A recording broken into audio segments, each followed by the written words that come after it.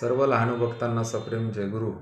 आज आपल्यासोबत श्री सुरेशरावजी देशमुख, ज्यांच्या या आधीसुद्धा लहानूजी स्वानुभवला जवळपास 5 ते 7 मुलाखती एपिसोड झालेले आहेत आणि समर्थ लहानूजी बाबांचे परमभक्त श्री रघुपतरावजी देशमुख यांचे ते चिरंजीव आहे. तर काका जयगुरु. जय लहानूजी बाबा. जय लहान. तर तुम्ही ज्या घरामध्ये आता सध्या आपण बसलेला आहोत, या घराच्या बाबतीत जे तुम्हाला समर्थ लहानूजी बाबांनी सहकार्य केलं, अक्षरशः हे जागा मिळवून दिली, या बाबतीतला प्रसंग सांगा. तर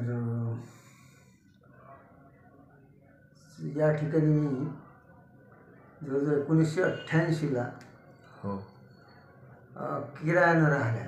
बरं. आणि त्याच्या आधी कसब्यामध्ये हो. एकनाथराव देशमुख यांच्याकडे भाड्यानं होतं. बरं. आणि तिथून मग इथे आलो. हो. तर ही जागा 20/30ची लहानशी, समजा दोन बाजून 2 पडव्या होत्या. हो. मधला हॉल होता. बरं. आणि समोरची खोली थोडीशी व्यवस्थित होती, प्लास्टर बिस्टर करून. आणि अर्धं घर त्यावेळेस मी भाड्यानं घेतलं. हो. तर भाडं होतं आमचं 45 रुपये. बरं. मासिक. आणि घर मालकीन विधवाबाई होती. तिला 2 मुलं होती. बरं. एक सावत्र मुलगा होता, हो. तो मावशीकडे राहत होता यवतमाळ. आणि इथं राहायला आले, माझ्या स्वभावाप्रमाणे मी आपल्याकडून कोणाला त्रास नाही झाला पाहिजे, हो, त्या पद्धतीची वागणूक. त्या पद्धतीची वागणूक होती. आणि मग इथे आमचं सुरू झालं राहणं. त्या मोठ्या हॉलला अर्ध्यातून पार्टिशन केलं. अर्ध्यात तिकडे त्या बाई राहत होती, अर्ध्यात आम्ही राहत होतो. घरी महालक्ष्मी असत. हो. आता खेड्यावर मी सर्व्हिसला लागलो, नंतर मग लग्न वगैरे झालं. हो. तर इथून जाऊन तिथला कार्यक्रम करणं, इथे तर पावसाळ्याचे दिवस असल्यामुळे साधनं काही नाही. टाकरखेड्याचं. टाकरखेड्याचं मूळ गाव उघाड असली तर ठीक आहे, पैदलही जाऊ शकतो. बरोबर. पण उघाड नसेल तर मग मोठी पंचायती आहे. हो. कारण सायकल नाही, आणि आपण तर जाऊ शकतो, चिखल तुडवते जाऊ शकतो. पण आता लेडीज सोबत ते काही जुळत नव्हतं. हो. आणि मग इथे सुरू केला मी करायला. किरायानं राहत असतानाच. हो. बरं. राहत असताना. तर असं 4-5 वर्ष झाले. त्या शेजारी चांगलं सहकार्य होतं. हो. तर त्यांच्या घरी, आपल्या घरी आता या एका भागात महालक्ष्मी बसणार, तर मग जागा थोडीशी कमी. आणि जेवणाची व्यवस्था बाहेरच करावं लागेल. बरं. आपल्या खोलीत जमतच नव्हती. आणि म्हणून कुणाच्या शेजाऱ्याच्या जी खोली शेजारी खाली असेल त्या ठिकाणी जेवणाकरता काय जेवणाची व्यवस्था करायची, स्वयंपाकाची व्यवस्था करायची. पावसाळ्याचा पिरियड राहायचा.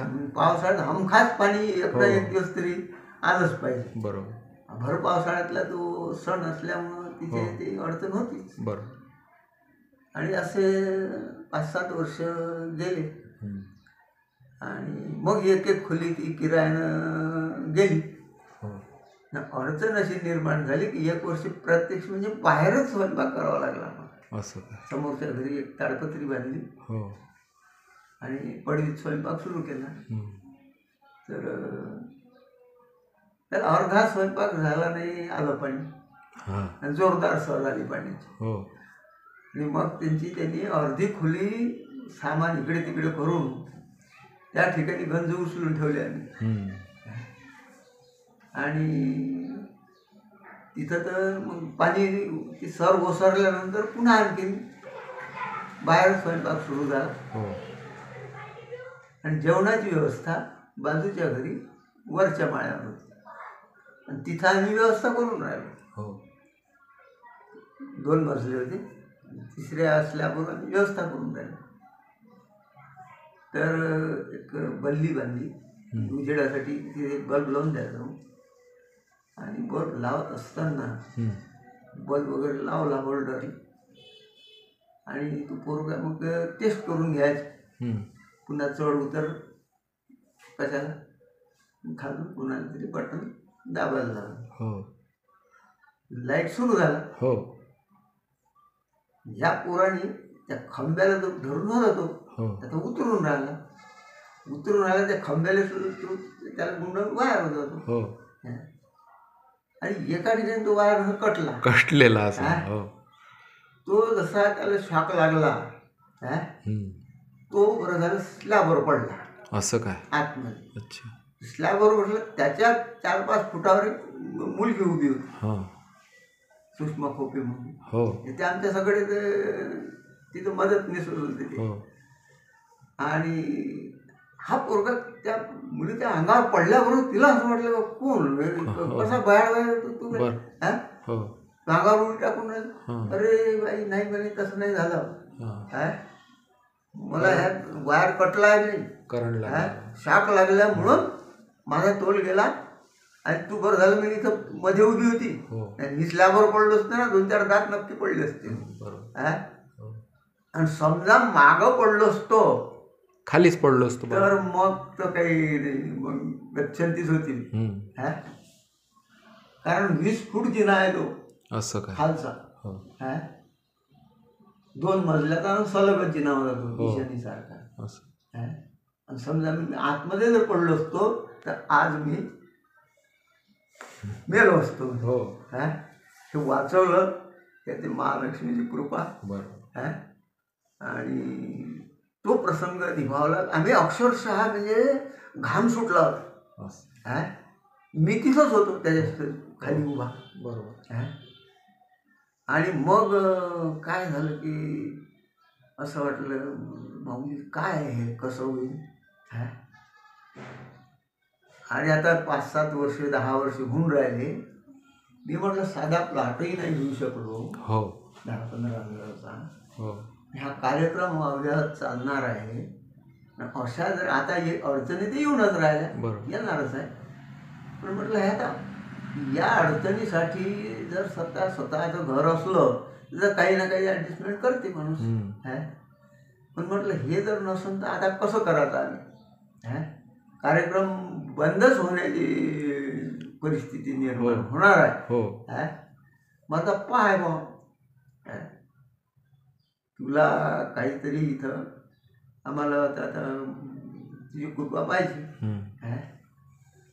आणि नाही तर म्हटलं आता हे असं जर झालं तर आता आत्ताच अपघात म्हटलं तर तू तुझ्या कृपेनं टळला बरोबर. हे तर जाऊन आता आम्ही हादरलो म्हटलं आता असं नाही झालं पाहिजे. पाय भाऊ आता तू विचार कर आता. मग आम्ही तर काही आता करू शकत नाही आता. अशी एक प्रकारे प्रार्थना केली. आणि महाराजांनी प्रार्थना केली. तर घटना अशा काही घडत गेल्या. जवळ पैसे नाही, असं काय म्हणजे घेण्याची तरतूद नाही. तिकडे एक सोसायटी होती आमची, क्रेडिट सोसायटी पतसंस्था. तिथून 10-20 हजाराचं लोन मिळत होतं. मग आता शेती घरी व्हायची, तर त्या शेतीसाठी पैसे द्यायला लागत होते. उत्पन्न झालं तर ठीक आहे, फायदा काहीतरी, नाही तर मग काही नाही. त्याच्यातही जर नुकसान झालं अशा पद्धतीने ते चालू होतं. त्याच्यामुळे तरतूद काही जास्तीच्या पैसे होत नव्हते. ठीक आहे, आपलं उदरनिर्वाह व्यवस्थित सुरू होता, त्यात काही अडचण नव्हती.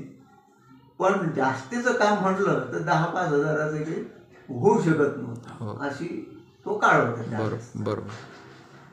आणि मग असं प्रार्थना केल्यानंतर एक दिवस तिथून 2-3 महिने गेले असतील. ज्या घरी मी पूर्वी भाड्यानं राहत होतो एकनाथ देशमुखकडे, ती व्यक्ती अचानक आली रात्रीला घरी. असं काय मी खोली सोडून इथं 5-7 वर्ष होऊन गेले. तरी आमचे संबंध तयात एकदम मित्रत्वाचे आणि चांगले होते. बरं. एक दिवस आले, ते बसले घरी, आम्ही चहा वगैरे घेतला. आता मास्तर कुणीकडे दौरा काढला मग रात्रीचा. तर तिथे असताना ते त्यांच्याकडची बाई भाऊ भाऊ म्हणत असे. माझा मी मग जावयाच्या नात्याने त्यांची मस्करी करत. तर म्हणे, उद्या तुम्ही कुठे चालले काय? म्हटलं नाही बा, उद्या तर कुठे जायचं मी. बरं, मी उद्या सकाळी येतो मी घरी 8 वाजता, आणि मग जाऊ म्हणे, आपण एक प्लॉट पार जायचं आहे. तर मला वाटलं ते स्वतःसाठी म्हणत असतील. कारण मी कधी काही गोष्ट काढली नाही. बरं. आणि चर्चाही नाही, कोणतीच प्रकारची अशी चर्चा नाही, गोष्ट नाही, काही नाही, की मग आपल्याला अडचण होऊन राहिली असं तसं, घर आपलं झालं पाहिजे लवकरात लवकर काय. पण ते स्वतःहून आल्यानंतर ठीक आहे मग माझी कल्पना झाली, स्वतः घेत असं.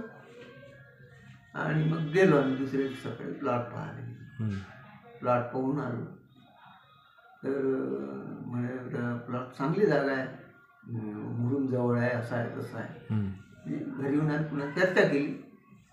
म्हणजे आपण दोघा मिळून मकान बांधू म्हणे. तर मी म्हटलं, दोघा मिळून कसं काय? तर नाही म्हणजे प्लॉट मोठा आहे म्हणे, आणि आपलं मकान बसते म्हणे तिच्यात. एका प्लॉटमध्ये दोघही जण मकान बांधलं म्हणे, आणि दोघा मिळून बांधलं तर आपल्याला काहीतरी स्वस्तात पडते म्हणे ती. मी त्यांची मस्करी केली. अरे म्हटलं, काय तिकडे जुन्या वस्तीतच राहणार बाबा म्हटलं. तिकडेच म्हटलं तुम्ही एक मकान दाबलं, दुसरंही घेतलं, आणि आता नव्या वस्तीत खेळा आणता का तुम्ही? हे इकडे काही आम्हाला खेळू नका आणू, तिकडेच राहा म्हटलं आनंदात. नाही म्हणे, इकडे घ्यायचं आहे म्हणे आपल्याला, आणि तुम्ही सोबत पाहिजे. मी म्हटलं, आता काय हे माझी सोबत म्हणजे तुम्हालाच माहीत आहे म्हटलं आपलं. एक तर जवळ काही म्हणजे फारशी गुंजाईश नसते. मी तर वर्षभरात 10,000 नाही म्हटलं मागं ठेवू शकत, तुम्हाला मिळत नाही माझ्याकडे. आणि तुम्हाला माहीत असून तुम्ही तर दोघा मिळून मग हे काय होईल? म्हणजे उघड्या पाशी तिकडे गेले, कुडकुडून मेले, अशी परिस्थिती होईल म्हटलं. आता तुमचं बरं आहे बा म्हटलं, कारण तुम्ही जे पगार झाला अर्धे अधिक तर म्हटलं फिक्स बरे झाले तुमचे पैसे. ते तो काटकसरी माणूस होता. कॉपरेटिव्ह बँकेचं व्यवस्थाच होती त्या काळात. हो. आणि लहानपणी त्या माणसानं थोडंसं जास्ती अडचण भोगली. त्याच्यामुळे महत्व कळलं, त्याला ते पैशाचं महत्व कळलं होतं. आणि लजिती फजिती शिक्षण झालं. मॅट्रिक झाल्यावर मग D.Ed वगैरे केलं, शिक्षक म्हणून लागला. पण इथलीच मग ते मुलगी मिळाली त्यांना. म्हणून ते काय करत असे, जेवढा पगार मिळाला ते निम्म्यापेक्षा जास्त तरी ते दर महिन्याला फिक्स करत असतो. म्हटलं, तुमच्याजवळ बरं आहे माझी, मी फिक्समध्ये पैसा आहे तुमचा, पण तसं माझं नाही आहे. मी तर म्हटलं, एक वेळा 10-20 हजाराचं लोन काढलं की नाही तर 3-4 वर्ष तर काही ते फेडायलाच जाते म्हटलं. मग माझ्यासोबत मला सोबतीनं घेऊन तुमचा काय फायदा होणार? तर माझ्या सोबतीनं तुमचा फायदा होणार नाही. घ्यायचं असेल तुम्हाला दोघांना बांधायचं असेल तर कोणीतरी दुसरा म्हणून पाहा लागते. मी काही तुमच्या कामाचं नाही, हे तुम्हालाही माहीत आहे आणि मी सांगून राहिलो. तर नाही म्हणे, तुम्हीच पाहिजे म्हणे सोबत. म्हटलं ठीक आहे भाऊ, तू म्हणतं ठीक आहे. मग गाड्या बरोबर नळाची यात्रा होऊन जाईल.